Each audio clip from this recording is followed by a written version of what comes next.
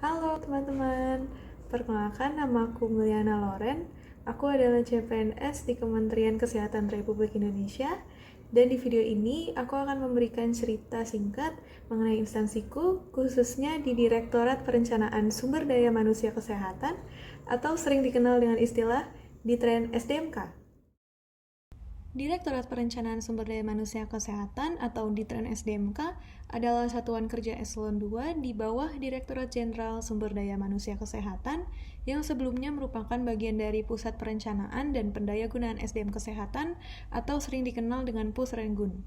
Visi direktorat ini mengacu pada visi Presiden 2025-2029 bersama Indonesia Maju menuju Indonesia Emas 2045 dan visi Kementerian Kesehatan menciptakan manusia yang sehat, produktif, mandiri, dan berkeadilan. Berdasarkan Permenkes nomor 21 tahun 2024, Ditren SDMK mempunyai tugas melaksanakan perumusan dan pelaksanaan kebijakan, penyusunan norma, standar, prosedur, dan kriteria, pemberian bimbingan teknis dan supervisi, pemantauan, analisis, evaluasi, dan pelaporan di bidang perencanaan SDMK.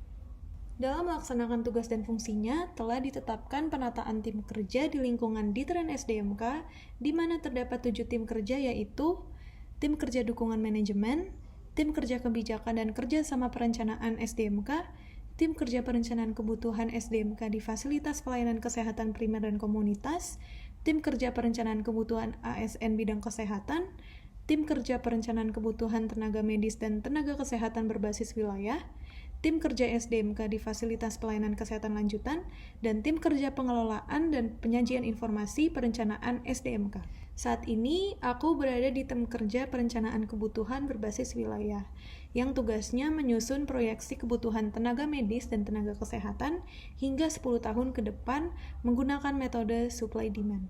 Perencanaan ini mempertimbangkan beban epidemiologi, kebutuhan, dan ketersediaan tenaga di tiap wilayah sebagai acuan kebijakan makro bagi pemerintahan pusat dan daerah dan sektor swasta dalam hal produksi, distribusi, peningkatan mutu, serta pendirian fasilitas dan juga program pendidikan tenaga kesehatan secara berkelanjutan. Menjadi bagian dari Ditren SDMK membuat aku sadar bahwa setiap data dan proyeksi yang kami hasilkan akan menjadi dasar kebijakan penting untuk pemerataan SDMK di seluruh Indonesia. Itulah salah satu alasan kenapa aku merasa bangga menjadi ASN, karena setiap tugas yang aku jalani adalah bagian dari upaya untuk membangun negeri. Itulah cerita singkat mengenai aku dan instansiku. Harapannya cerita ini bisa menumbuhkan semangat bagi kita semua untuk terus berkontribusi dan berkarya bagi Indonesia.